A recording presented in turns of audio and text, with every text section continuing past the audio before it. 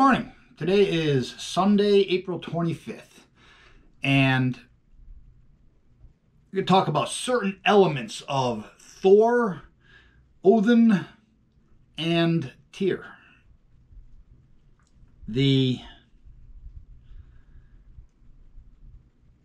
word prayer and beg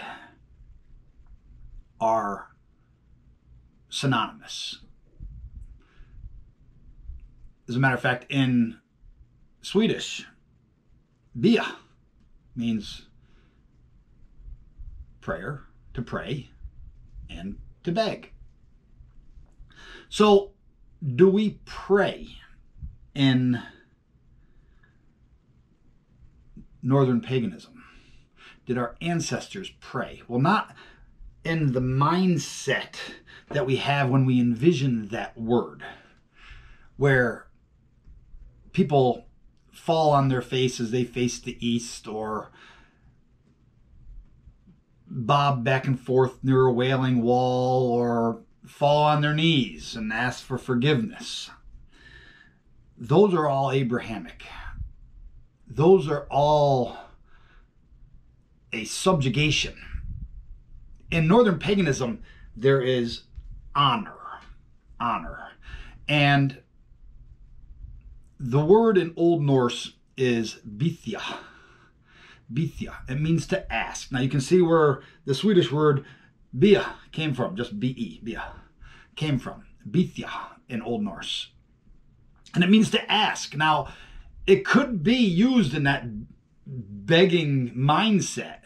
But when we turn to the Poetic Edda, which I'm going to use the Henry Adams Bellows, because it's this stanza has no problems with it. We're going to go to Hundluljath, stanza 4. Now I want to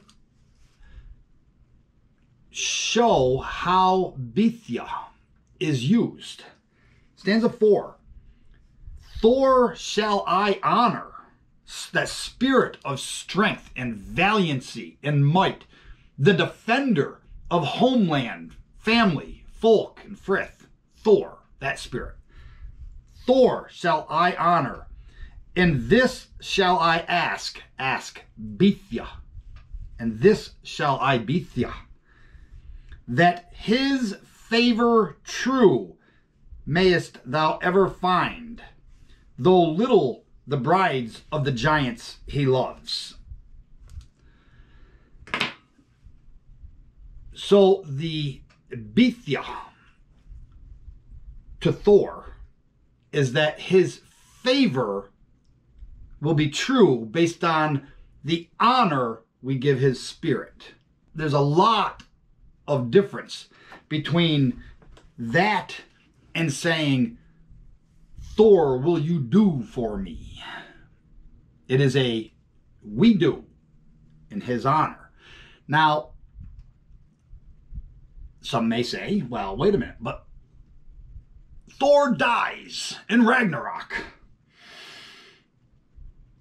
as he's covered in poison by Jormungandr, the Midgard serpent. All right, if you want to accept the Abrahamic version of Ragnarok, Armageddon, then that's up to you. In our books, we have clarified what Ragnarok was. The end of a cycle, the end of a season, the end of a life, of this life, before rebirth takes place as gifted from Mother Goddess Freya, from her cauldron, from Valhalla. But just using the Abrahamic version of Ragnarok, when the world will end in an Armageddon-like battle. Search the pages of whatever version you want. You don't hear or see or read that spirit of strength and valiancy, courage, might, honor, Thor, whining. And even when he needs to cross the river and Harbard refuses him passage, he doesn't whine. As a matter of fact, he challenges Harbard, who's not Odin. Harbard is Loki. That'll be a different time. We have, in today's world, a lot of people who have this eternal victimhood, this eternal despondency, and accompanied with that is a mass of chaotic ignorance. Can you imagine if Thor would have had that eternal victim mindset? Our ancestors would have never honored Thor. This eternal victimhood, this chaotic demeanor. No, Thor went to battle that chaos. The three giantess maidens, the Fimbulwinter. That's why he hates the giant brides. Those were the three giant brides that Thor always traveled east to battle. To battle that chaos, that ignorance, arrogance. And the giants are destructive. They're always destructive. Even the Fenris wolf is destructive. Jörmungandr, destructive. Hela, placed into the underworld. Destructive. Decomposition. She represents both the living and the dead.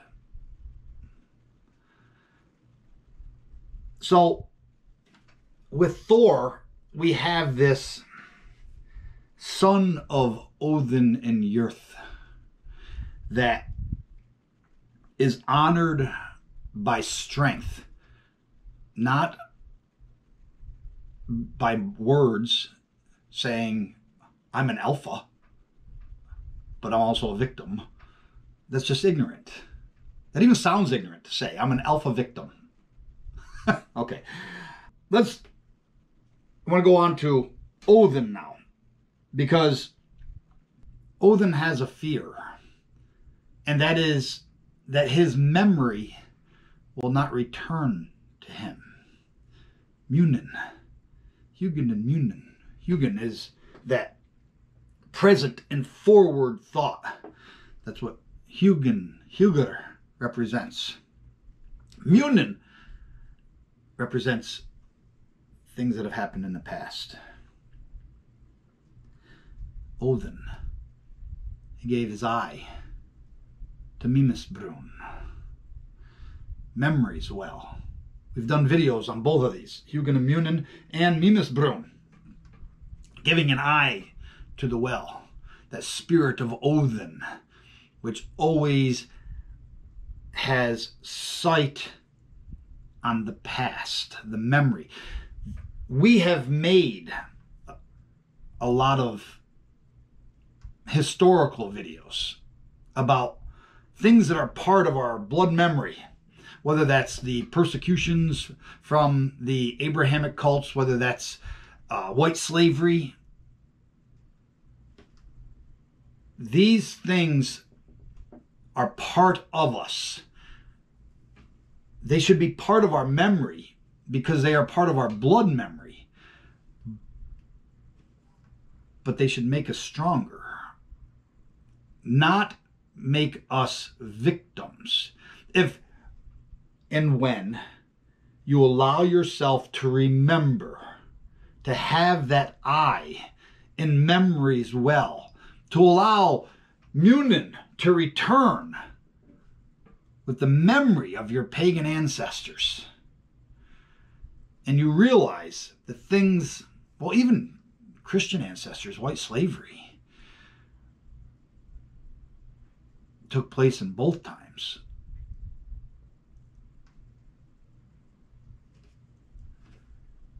Once you remember, it isn't to make you a victim. It is to make you stronger, to honor the past of what your ancestors endured.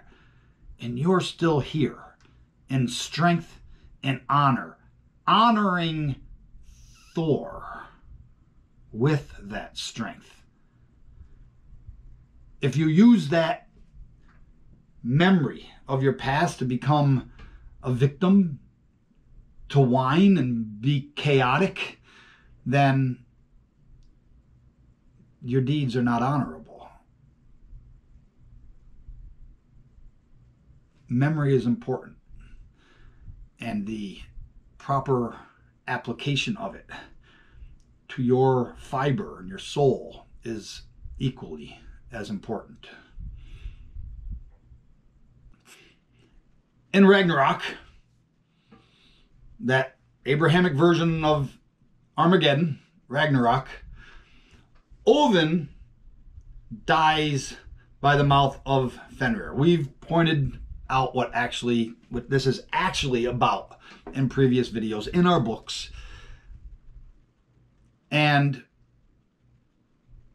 end of a cycle, end of a life. But Abraham wants you to believe it's an end of a god, just like Thor. A god can die. End of a world. So, Odin battles the Fenris wolf. Now, there is only one wolf of the heavens, and it is the poetic kenning. The Fenris wolf is Ursa Major. It is the great bear, the Fenris Ulf, that swallows Odin. And this end of a cycle is when Mother Goddess has given rebirth, and then we enter into the beginning of the Northern Pagan year, and our bear moves back toward the horizon. And in Northern Paganism, Sword of Glory, on page 41, we even put this in here because this ties into Thor being the target of Jormungandr. And is it really Thor? Well, translated by Abraham, it is. But what Voluspo 56 says, it says, mother is knocked off, or the womb is knocked off. Midgard's holy warder. Now, they go back to Midgard means earth. It doesn't. It's Meath Garth. Meath, middle, Garth, fence. The middle fence. The middle fence's holy warder. The Udales. Grayness. Shall all homestead empty. 9 steps walked Fjörgin's bear, lo, away from the serpent, risen high, not the womb. So, just so you know, in that book, right after that, we break down every one of those words. Now, I'm just going to read you a section of this. Page 41. Notice that while Abrahamic translators say this stanza is about Thor, his fight against the Midgard middle fence serpent, and their mutual demise in the Armageddon-like battle called Ragnarok, it is not. This stanza shows a flow of the cycle of our bear from red month, spring, vor, urach, the first lunar month, into summer, the first cycle of our bear mentioned earlier, when rain and fog make things gray. People exit their homes to begin outdoor work and farming. Our bear exits hibernation, its den or home, and begins this 9 lunar cycle, steps or journey. Our holy bear is the warder of the north. She never descends below the border. Freya's border, staying in the north and from the north. When the Abrahamic cults made this to be about Thor, it shifted the focus of the stanza from important aspects such as Freya, Mother Goddess, Mother Earth, and her valiant choices from her womb, depicted as the cauldron, Valhall, of our northern kinfolk, born of her ancestral sea, are not from the famous roof beam, the mast, the pole. As well, it is about her and her valiant bear offspring, our spirit animal, that our folk would strive to embody that patrols and protects those ancestral northern lands. From who? We put this in here. Now, that aspect of being circumpolar, remember, the Fenris wolf was bound by what? By a magical band of certain elements. Bound by the promise or vow of Tyr. Who does Tyr fight in Ragnarok? Their version. Well, Tyr fights a wolf that is bound called Garm.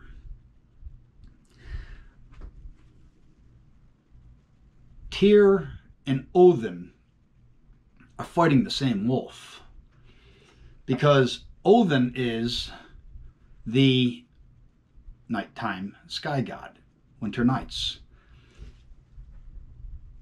In spring, when the womb, mother, is knocked off, the womb, remember, in spring, the cauldron of the great bear, Valhalla, is directly overhead.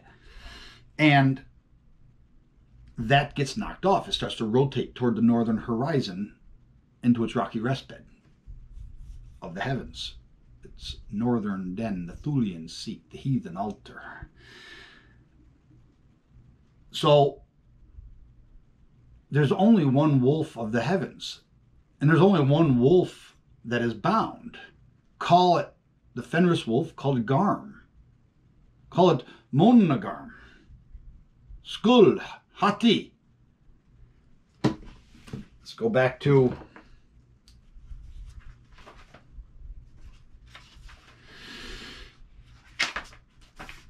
Grimness Mall. Now, we're going to start at stanza 39, but I'm going to flip back and forth between 39 and 44. Skoll is the wolf that to Ironwood follows the glittering god. They said glittering god. And the son of Hrothvitnir, Hati, awaits the burning bride of heaven. Now, let's break some of those words down, because Skoll is the wolf that to Ironwood follows the glittering god.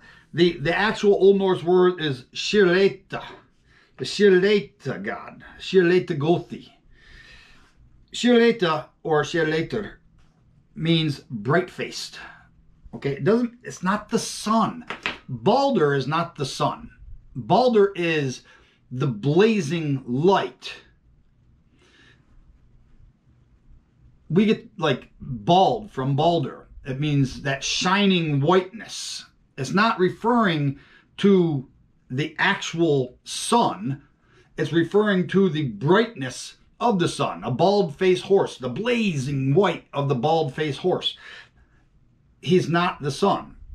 So the wolf Skoll follows that blazing whiteness into the ironwood. What is the ironwood? I don't have my cauldron here, but if you remember, it is Mimir's well with all of the constellations, the burning brands of heaven. The iron wood is inside that cauldron.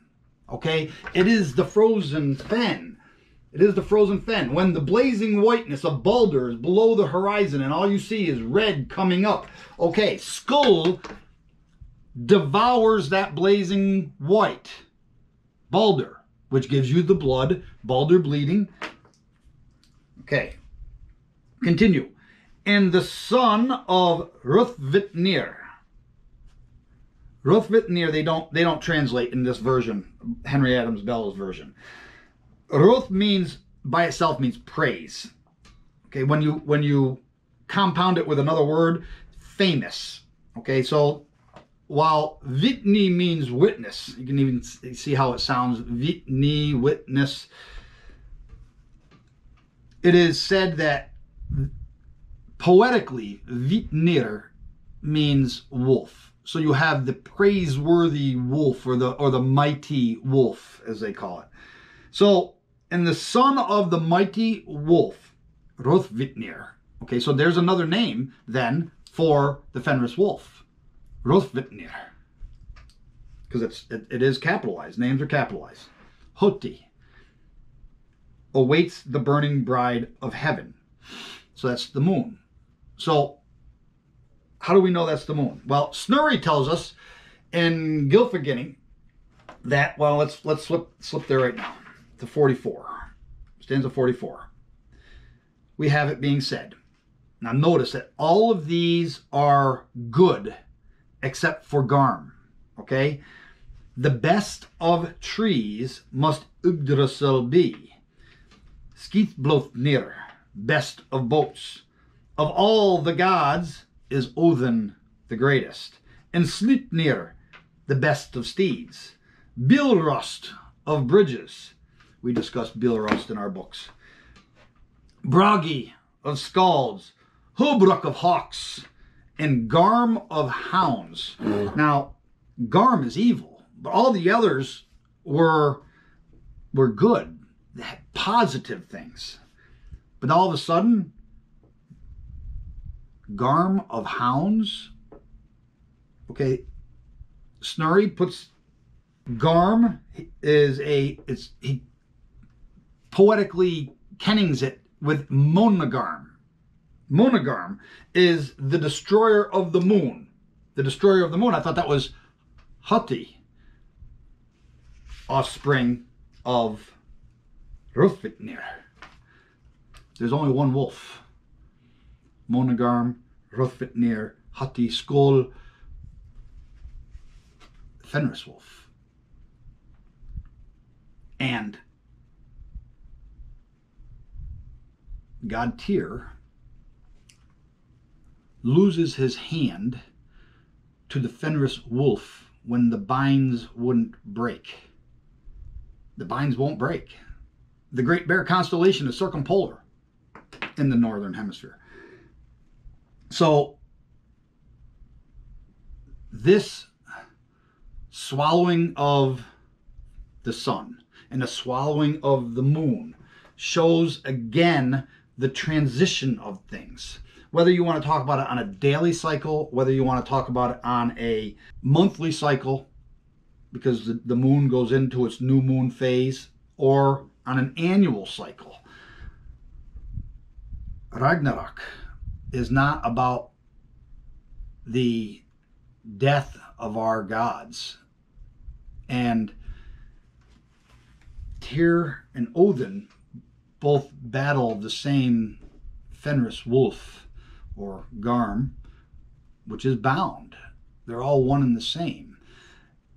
And none of them whine like a bunch of victims as they are honored by us for their courage, their strength, their valiancy, their own honor. These books, we have Northern Paganism, Sword of Glory, where we discuss that. This is more than poems. It's called Northern Paganism Poems, Sword of Glory. We put 13 poems in the beginning of the book, but then we go into much more detail about poetic etastanzas regarding the noble weapon, the Vapengeflügel. Northern Paganism, Choices and Growth. What actually kills Balder? We discuss it in here. We've got two versions of this. We have the color version. This is the original version. We have the black and white version. It's got smaller fonts, black and white. And we put that one out there just so it would be a little bit less in price. But these are the two. And we talk about what actually kills Balder. It's not mistletoe. And the Northern Pagan cycle of the year. And then, you want to know about Valhall? Then right here. We go into Valhall, Val Father, Valkyrie, Valrunum, Valtivar, and the Feast of Valhall. So much more in that book. And those books and more are in this one. Northern Paganism, 6 books combined. That is a black and white version. What we did is we took the 6 books, the 2 poetry books, the Baba Yaga book, the Choices and Growth book, the Sword of Glory book, and the Exposing Abraham book that I don't have right here, and we put them in here. You'll even see the covers in here. There's the cover to Sword of Glory. They're all in there, and we did that so with black and white, so the cost would be reduced, and all of these books, which are rich in Northern Paganism, would all be in one location. And don't forget about our runes book. And don't forget to honor our gods and goddesses. Don't forget to give them offerings of mead and burnt offerings.